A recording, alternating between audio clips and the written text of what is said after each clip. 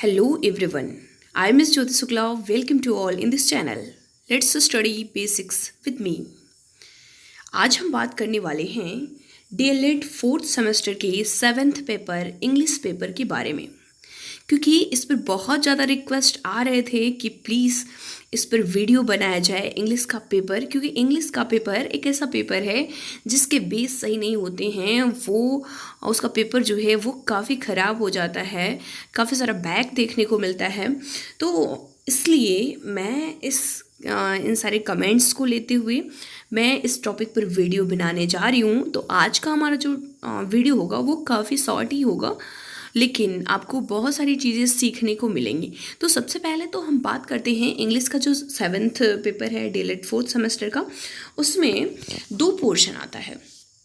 एक तो है ग्रामर पोर्शन और दूसरा जो है वो है थ्योरेटिकल पोर्शन। तो जो थ्योरेटिकल पोर्शन है वहाँ से क्वेश्चन तो बहुत ही कम आते हैं, बहुत ज़्यादा तो नहीं, लेकिन हम ये कह सकते हैं कि 4 से 5 क्वेश्चन फिर भी देखने को मिलते हैं। और जो ये 4 से 5 क्वेश्चन देखने को मिलते हैं वो सिर्फ़ और सिर्फ एक ही चैप्टर है और एक ही टॉपिक है, और वो है मेथड एंड अप्रोच का टॉपिक। तो आज हम यही थ्योरेटिकल टॉपिक पर ही बात करेंगे। और अगर आपको ये वीडियो पसंद आता है, आप इससे कुछ सीख पाते हो, तो आप फीडबैक ज़रूर दीजिएगा। और अगर अच्छा फीडबैक रहता है, आपको समझ में आता है, अगर आपको ये वीडियो नॉलेजेबल लगता है, तो मैं नेक्स्ट वीडियो पर बात करूँगी, इसके ग्रामर पोर्शन पर भी जाऊँगी। और भी अगर नेक्स्ट कोई भी सब्जेक्ट है उसमें अगर आपको प्रॉब्लम हो रही है, आप मैथ ले लो, साइंस ले लो, या फिर जो भी शांति शिक्षा है, काफ़ी सारे जो भी पेपर हैं उन सब पे भी अगर कोई भी प्रॉब्लम होती है तो आप पूछ सकते हो। मैं उस पर वीडियो बनाने की ज़रूर कोशिश करूँगी अगर आप को सच में अच्छा लगता है तो चलिए आज हम टाइम वेस्ट नहीं करते हैं और बात करते हैं इस इंग्लिश के पेपर के बारे में। तो सबसे पहले तो हमें ये जो टॉपिक मिलता है, हम जब भी बुक खोलते हैं तो हमें सबसे पहले मिलता है मेथड एंड अप्रोच। तो मेथड एंड अप्रोच होता क्या है? सबसे पहले तो हमें इसके बैकग्राउंड के बारे में बता दूँ थोड़ा सा, कि आपने मेथड के बारे में बहुत पढ़ा है। ये शिक्षण का एक टॉपिक है, क्योंकि शिक्षण जो है उसमें आपने फर्स्ट सेमेस्टर में भी पढ़ा है कि कैसे हम बच्चों को शिक्षा देते हैं, उनमें क्या क्या हमें विधियाँ अपनानी चाहिए, हमें क्या क्या रूल्स फॉलो करना चाहिए। तो वही चीज़ें हैं यहाँ पर, आपको वही चीज़ें देखने को मिलेंगी। अगर आपने उधर first semester, second semester, third semester में अच्छे से शिक्षण को पढ़ा है तो यहाँ पर आपको कोई भी प्रॉब्लम नहीं आने वाली है। लेकिन बात यह है कि वहाँ पर आपने हिंदी में पढ़ा था और यहाँ पर आपको इंग्लिश में पढ़ना होगा। तो बहुत ज़्यादा डिफ़िकल्ट तो नहीं, लेकिन जो बच्चे नहीं कहेंगे, हम प्रशिक्षु कहेंगे भाई, क्योंकि जो प्रशिक्षु हैं उन्होंने ऐसे बहुत सारे प्रशिक्षु देखने को मिलते हैं जिन्होंने अच्छे से इंग्लिश नहीं पढ़ा हुआ है, तो उनके लिए, जिनका बेस ख़राब है, उनके लिए ये काफ़ी ज़्यादा हार्ड हो जाता है। तो हम जिसका भी हार्ड होता है या फिर इजी लगता है, हम इस वीडियो को काफ़ी ज़्यादा इंटरेस्टिंग बनाने वाले हैं, और ये वीडियो आपको काफ़ी ज़्यादा इंटरेस्टिंग लगेगा, काफ़ी ज़्यादा हेल्पफुल लगेगा। ये तो आप ही बता सकते हैं। ओके, तो हम मेथड के बारे में बात करेंगे। मेथड यानी कि विधि, यानी हम किसी भी शिक्षण को, जब भी हम शिक्षण देते हैं क्लासरूम में, तो हमें क्या क्या विधियाँ अपनानी चाहिए। देखो, विधि क्या होती है, पहले तो हम इस पर बात करेंगे कि विधि क्या होती है, मेथड क्या होती है, व्हाट इज़ मेथड। तो मेथड, अगर हम जो भी शिक्षण देने जाते हैं, शिक्षण देने में हम जिन स्ट्रैटेजी का फॉलो करते हैं, जिस क्रम को फॉलो करते हैं और जिन चीज़ों को अपनाते हैं, वो होता है हमारा मेथड। तो मेथड जो है उसे अगर हम एक लाइन में बोलें तो बोल सकते हैं कि method is strategy and tactics of teaching that what to teach and how to teach. यानी कि मेथड जो होता है वो एक स्ट्रैटेजी है, टैक्टिक्स ऑफ टीचिंग है, जो कि हमें ये सिखाता है कि कैसे हमें सिखाना चाहिए, कैसे हमें पढ़ाना चाहिए और क्या पढ़ाना चाहिए। तो ये सबसे बड़ी इंपॉर्टेंट चीज़ होती है। तो अगर वन लाइनर में आपसे क्वेश्चन पूछ लिया जाता है कि व्हाट इज़ मेथड, तो आप मेथड के बारे में ये छोटा सा डेफिनेशन लिख सकते हो। अच्छा, हम बात करते हैं, नेक्स्ट बात करेंगे कि हाउ मेनी टाइप ऑफ ये मेथड कितने प्रकार का होता है, या मेथड कि कितने प्रकार होते हैं। तो मेथड जो है वो मेनली हमें 4 प्रकार के पढ़ने होते हैं यहाँ पर। वैसे तो देखा जाए तो बहुत सारे प्रकार आपको देखने को मिल जाएंगे, पर हमारे जो सिलेबस पोर्शन से इंपॉर्टेंट है हम उनकी बात करेंगे। तो पहला जो होता है वो है ग्रामर ट्रांसलेशन मेथड, और दूसरा है डायरेक्ट मेथड, एंड थर्ड है बाइलिंगुअल मेथड, एंड फोर्थ है डॉक्टर वेस्ट न्यू मेथड। तो हम इन्हीं 4 मेथड के बारे में बात करेंगे। तो सबसे पहले हम पहला जो कि है ग्रामर ट्रांसलेशन मेथड, उसके बारे में बात करते हैं। तो ग्रामर ट्रांसलेशन मेथड जो है इसे हम ओल्डेस्ट मेथड के नाम से भी जानते हैं, यानी कि हाँ बहुत ही पुराना मेथड है। क्लासिकल मेथड और ट्रेडिशनल मेथड के नाम से भी हम इसे जानते हैं, पॉपुलर मेथड के नाम से भी जानते हैं, एंड प्रेसिशन मेथड के नाम से भी जानते हैं, एंड डिडक्टिव मेथड के नाम से भी जानते हैं। तो आपने देख लिया ना कौन कौन से, 1 2 3 4 5 6, ये मैंने 6 मेथड के ये नाम बताए, यानी कि एक ही मेथड के 6 नेम। तो ऐसे ही कभी कभी क्वेश्चन में पूछ लिया जाता है कि which method is called classical method. तो आपको 4 ऑप्शन मिल जाएगा, grammar translation method, direct method, bilingual method, doctor West new method. तो अगर आपको मालूम है कि ग्रामर ट्रांसलेशन मेथड को ही क्लासिकल मेथड कहते हैं तो आप आराम से उसका आंसर दे सकते हो। अच्छा, अब हमें आगे बात करते हैं कि ग्रामर ट्रांसलेशन मेथड का जो यूनिट होता है, जो उसकी इकाई होती है वो क्या होती है। तो इसका यूनिट जो होता है वो वर्ड होता है, यानी कि शब्द। इसमें हम शब्द से शब्द की तरफ चलते हैं, यानी वर्ड टू वर्ड इसमें पढ़ाई होती है, इसमें सिखाते भी हैं और जो बच्चे हैं वो सीखते हैं वर्ड टू वर्ड। इसका जो मेन फोकस होता है वो रीडिंग और लिसनिंग पे होता है। तो यहाँ पर बच्चा जो है ना वो बाध्य हो जाता है टीचर की बातों को सुनने के लिए और बुक को पढ़ने के लिए। इस पर जो है आप स्पीकिंग को और नेक्स्ट जो आपका है उस स्किल पर बहुत ज़्यादा नेगलेक्ट देखने को मिलता है। तो ये मेथड जो है इसे अगर हम बोलें तो this method emphasises the importance of reading and neglect training in speaking and listening. ये मेथड जो है ये रीडिंग पर ज़्यादा फोकस करता है और ये स्पीकिंग और लिसनिंग पे बहुत ही कम फोकस करता है। तो अगर हम बोले तो रीडिंग एंड राइटिंग पे ज़्यादा फोकस करता है एंड स्पीकिंग एंड लिसनिंग पर बहुत ही कम फोकस रहता है इसका। इसमें जो है टीचर का इम्पॉर्टेंट रोल होता है। टीचर जो है वो एक्टिव मोड में होता है, लेकिन जो बच्चे होते हैं वो बाउंडेशन में होते हैं। तो अब हम इसके बारे में बात करेंगे, इसके एडवांटेज क्या हैं, इसके लाभ क्या हैं।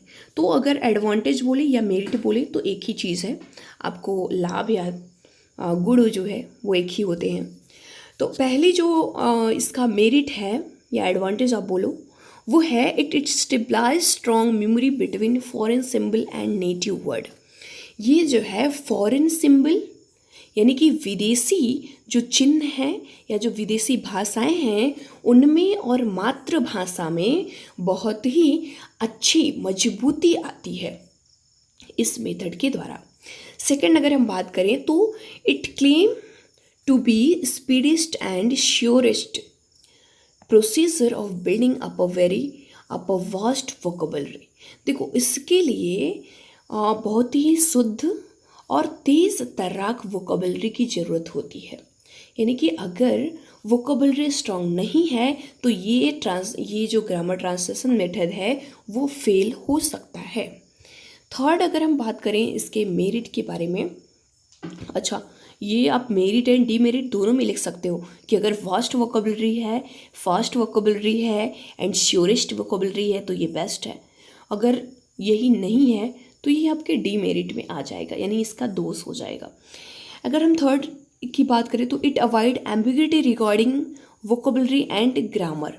और ये जो है ये वोकेबलरी जो होती है, वोकेबलरी जो ग्रामर पोर्शन है उस पर बहुत ज़्यादा फोकस करता है। ठीक है, अब हम it is best known as known to unknown. इसे हम ज्ञात से अज्ञात की ओर वाली विधि कहते हैं। ठीक है, नेक्स्ट हम बात करेंगे इसके डीमेरिट के बारे में। इसका जो दोष है वो है पहला, it is hardly to speech and writing. यह जो है ये स्पीच और राइटिंग के लिए बहुत कठिन हो जाता है। It have more focusing on learning which is very difficult because there are so many word which have more than one meaning. इसमें किसी भी चीज़ को सीखने में डिफ़िकल्टी हो जाती है। क्यों डिफ़िकल्टी होती है? क्योंकि यहाँ पर एक मीनिंग के कई सारे अर्थ हो जाते हैं। इसलिए ये ग्रामर ट्रांसलेशन मेथड के द्वारा अगर वर्ड टू वर्ड आदमी सीख रहा है तो वहाँ पर डिफ़िकल्टीज आ सकती हैं। तो ये रहा ग्रामर ट्रांसलेशन मेथड का मेरिट, डीमेरिट, इसका यूनिट और इसे किस किस नामों से जाना जाता है। सेकंड हम बात करेंगे डायरेक्ट मेथड के बारे में। डायरेक्ट, जैसा कि नाम से ही समझ में आ रहा है कि डायरेक्ट, किसी भी भाषा को सीखने के लिए हम डायरेक्टली यूज़ कर रहे हैं, तो इसे हम इंडक्टिव मेथड के नाम से भी जानते हैं। कौन से method? Inductive method. Maximum exam में पूछ लिया गया है कि इंडक्टिव मेथड इज कॉल्ड, तो ऑप्शन दे देगा 4, और अगर मालूम है डायरेक्ट मेथड तो आप आराम से कर लोगे कि डायरेक्ट मेथड है। इसका जो यूनिट होता है वो सेंटेंस होता है। ध्यान देना कि ग्रामर ट्रांसलेशन मेथड में यूनिट जो था वो वर्ड था, शब्द था, शब्द इकाई थी, लेकिन यहाँ पर वाक्य जो है वो इकाई है। इसका जो प्रिंसिपल लिया गया है वो जर्मनी से लिया गया है। तो बहुत बार एग्जाम में पूछ लिया गया है कि डायरेक्ट मेथड का प्रिंसिपल कहाँ से लिया गया है। आपको 4 ऑप्शन दे देगा, जर्मनी, फ्रांस, ब्रिटेन, यूएसए।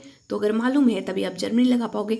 और इसका जो मेन फोकस है वो स्पीच पर होता है, यानी कि बोलने पर इसका मेन फोकस होता है। यह डायरेक्ट मेथड जो है यह 1901 में क्वाइंड हुआ था और ओरिजिनेट हुआ था फ्रांस में।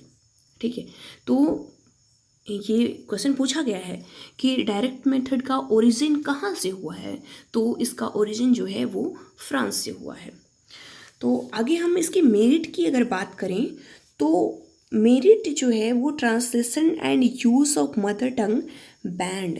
इसमें ट्रांसलेशन और मदर टंग यानी कि मातृभाषा का बैन है। आप मातृभाषा से कहो इंग्लिश में ट्रांसलेट करके पढ़ो तो ये नहीं है, इसमें डायरेक्टली इंग्लिश से ही सीखो। ठीक है, इसकी मेरिट की अगर नेक्स्ट बात करें तो वो हो जाएगा इट इज़ नेचुरल मेथड।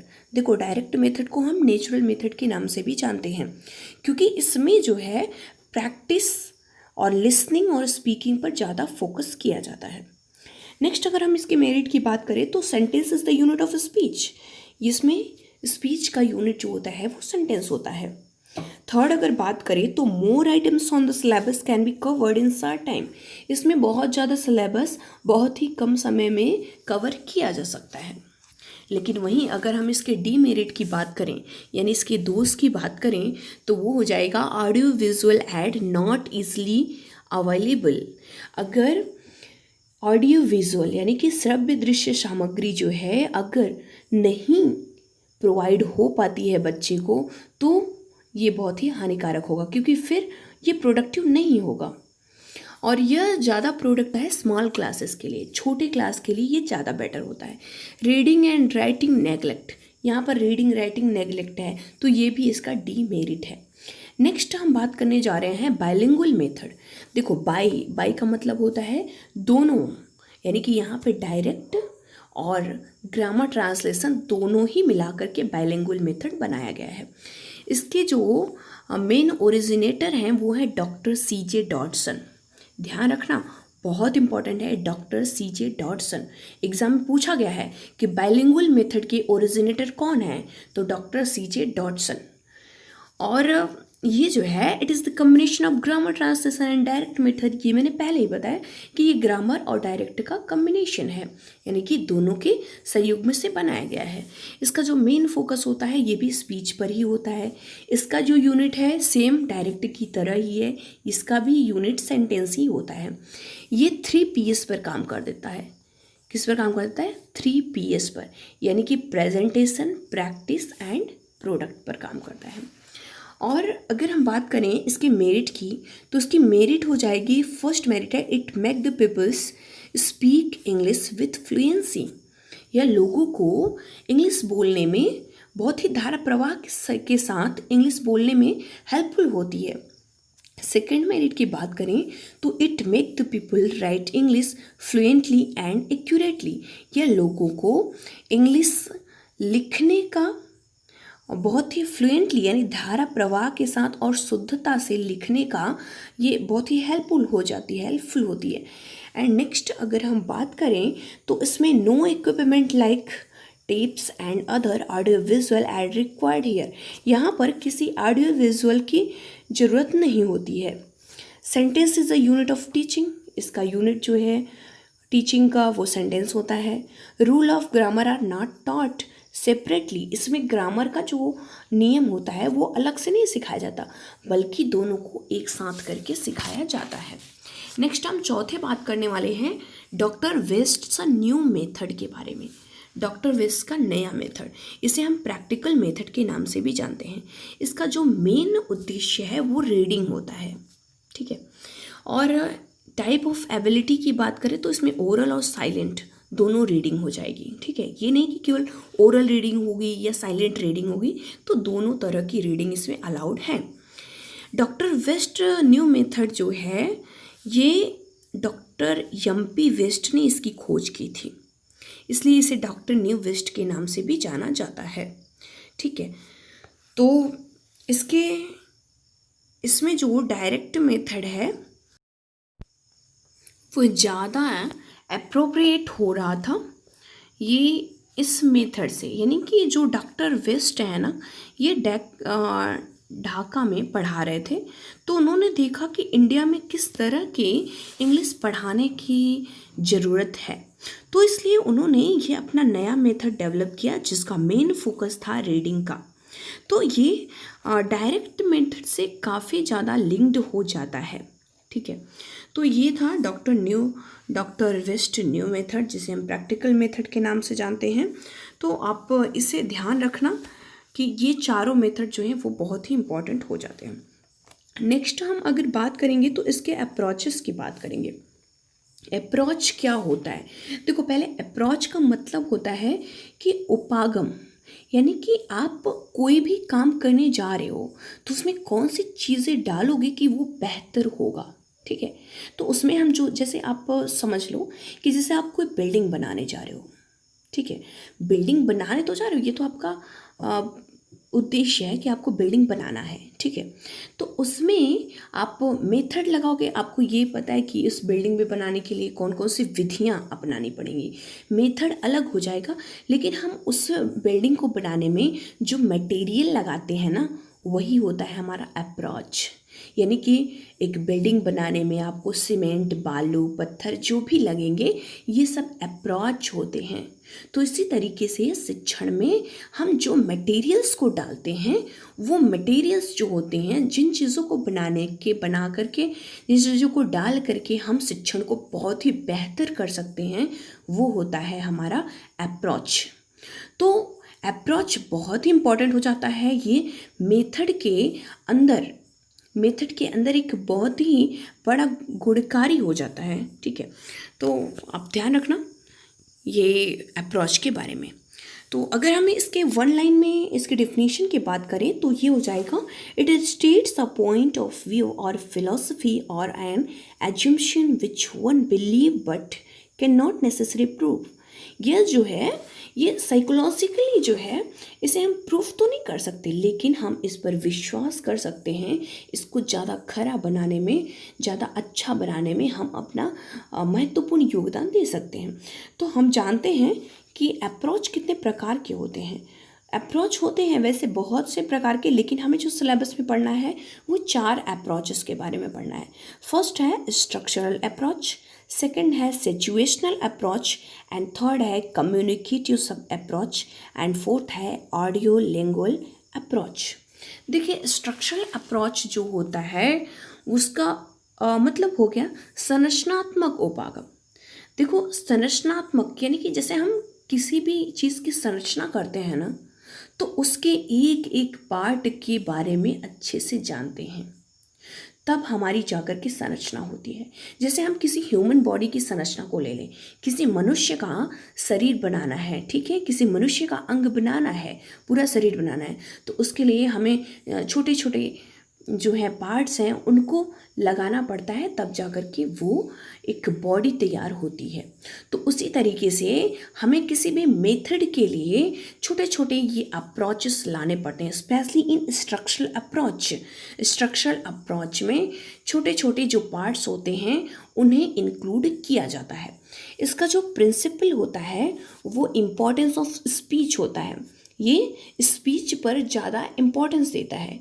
इसमें टीचर का language and not about it, teacher language and not about यहाँ पर टीचर का जो लैंग्वेज होता है ना वो इससे ज़्यादा महत्वपूर्ण नहीं होता है, यानी कि ज़्यादा टीचर के लैंग्वेज को हम नहीं फॉलो करेंगे, यानी यहाँ पर हम बच्चे के इम्पोर्टेंस, बच्चे के अकॉर्डिंग, बच्चे के लैंग्वेज के अकॉर्डिंग हम देखते हैं। कुछ भी चीज़ें पढ़ा रहे हैं या कुछ भी कर रहे हैं तो वो बच्चे के लैंग्वेज के अकॉर्डिंग होगा, ठीक है।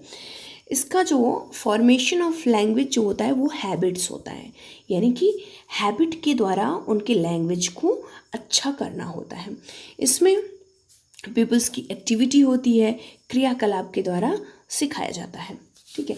अगर हम इसके मेरिट की बात करें तो क्या हो जाएगा, the approach is sound because it's based on psychological and linguistic principal.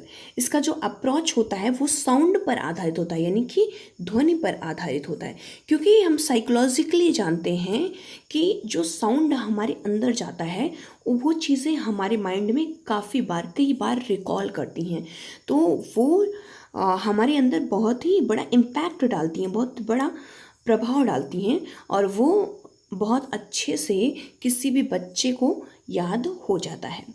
Next हम बात करेंगे तो the students remain active through out the teaching learning process.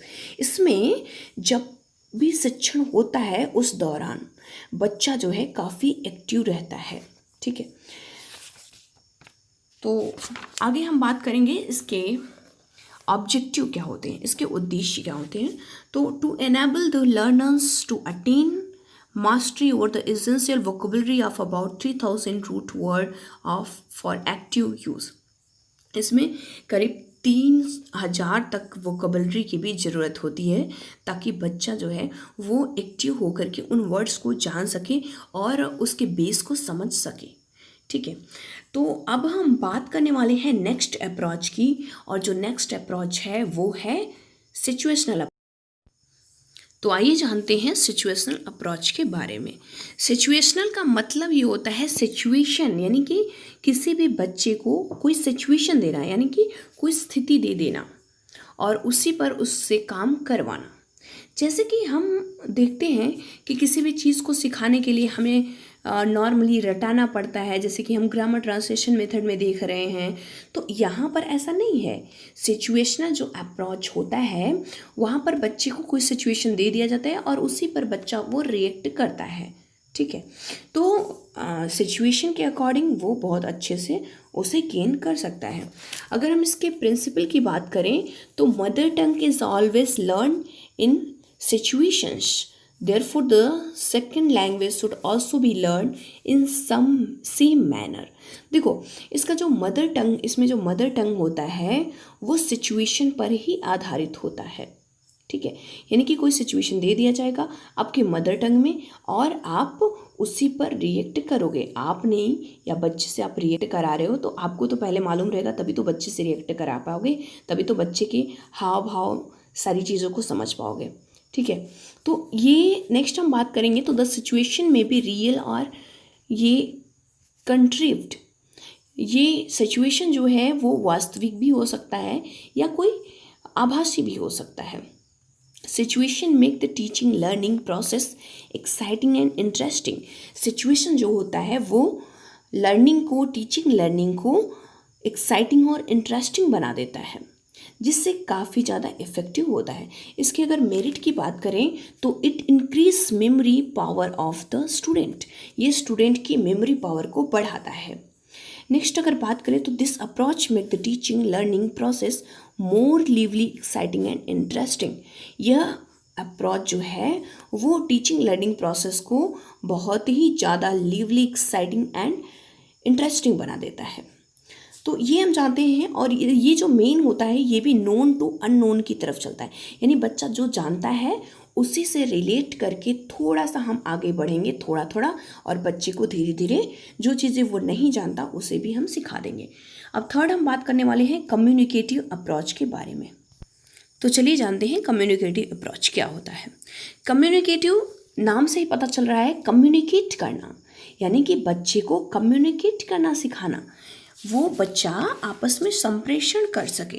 तो उसका जो मेन फोकस होता है वो कम्युनिकेशन पर ही आधारित होता है, ठीक है।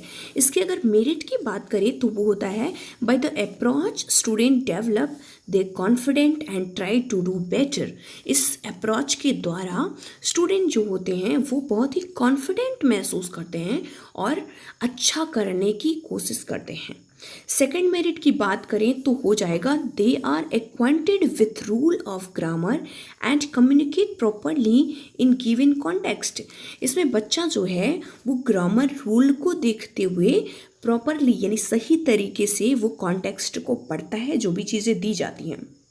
जैसे कोई भी कंटेंट दे दिया जाए, कोई भी दे दिया जाए टॉपिक, तो उस पर वो बच्चा कम्युनिकेट करता है और वो भी प्रॉपरली ग्रामर रूल को भी देखते हुए। ठीक है। It generate interest among them and try and they learn to work in a team. और इसमें बच्चे जो हैं वो आपस में एक टीम बना करके भी काम करते हैं। दे इम्प्रूव देयर प्रोनाउंसिएशन। इसमें बच्चे अपने प्रोनाउंसिएशन को भी इम्प्रूव करते हैं, बढ़ाने का काम करते हैं। इसके अगर प्रिंसिपल की बात करें तो teacher is facilitator not an authorization. इसमें जो टीचर होता है वो फैसिलिटेटर होता है, यानी कि फैसिलिटी देने वाला होता है। ये नहीं कि बच्चा उस पर जो टीचर है वो बच्चे पे रूल करेगा, ऐसा नहीं। एक मतलब एज ए फ्रेंडली रिलेशनशिप होता है किसी बच्चे और टीचर के बारे में इस अप्रोच में। ठीक है। नेक्स्ट हम बात करेंगे language learning means the ability to communicate something useful and purposive. इसमें जो लैंग्वेज होता है उसकी एबिलिटी को इम्प्रूव करने का काम किया जाता है। ठीक है। तो आप समझ सकते हो कि ये अप्रोच कैसा था, किस तरह का था। इसमें मेनली कम्युनिकेशन पर जो है ज़्यादा फोकस किया गया। नेक्स्ट जो है चौथा ऑडियो लिंगुअल अप्रोच के बारे में बात करेंगे, जो कि it is develop in USA. ये यूएसए में डेवलप हुआ था। Audio lingual approach has an important role of listening aspect. ये जो है सुनने पर ज़्यादा फोकस करता है। देखो इसका नाम ही ऑडियो है। ऑडियो यानी कि श्रव्य सामग्री। तो आप समझ सकते हो, उसके नाम से ही समझ आ रहा है कि ये ऑडियो है, तो ये लिसनिंग पर ही ज़्यादा फोकस करेगा। Basically all four skill are important. इसमें बाकी जो स्किल हैं वो भी इम्पॉर्टेंट होते हैं। ठीक है। अब हम इसके मेरिट के बारे में बात करेंगे, यानी इसके जो गुण है। तो पहला जो इसका मेरिट है वो है instant correction decreases the likelihood of mistake. इसमें जो मिस्टेक होता है ना वो तुरंत ही सुधार दिया जाता है। सेकंड अगर हम बात करें तो listening skill lead to speaking. इसमें जो लिसनिंग स्किल होता है ना वो स्पीकिंग स्किल को भी लीड करता है। यानी कि देखो जब बच्चा सुनेगा अच्छा तभी तो अच्छा बोल पाएगा। तो अब दोनों रिलेट हो जाते हैं। It is natural process of learning. ये सीखने का एक प्राकृतिक प्रोसेस है। नेक्स्ट थर्ड बात करें तो different aid and activity are used to facilitate listening skill. इसमें कई तरह के क्रियाकलाप जो हैं वो कराए जाते हैं इस लिसनिंग स्किल को इम्प्रूव करने के लिए। तो ये रहे टोटली 4 अप्रोच और 4 मेथड। बहुत इंपॉर्टेंट है डीएलएड 4th सेमेस्टर के लिए, तो ये एकदम रामबाड़ी है। तो आई होप आप समझे होंगे और अपने एग्ज़ाम में आप जो भी इससे रिलेटेड क्वेश्चन आएंगे उसका आंसर दे पाओगे। Thank you. Thanks for watching.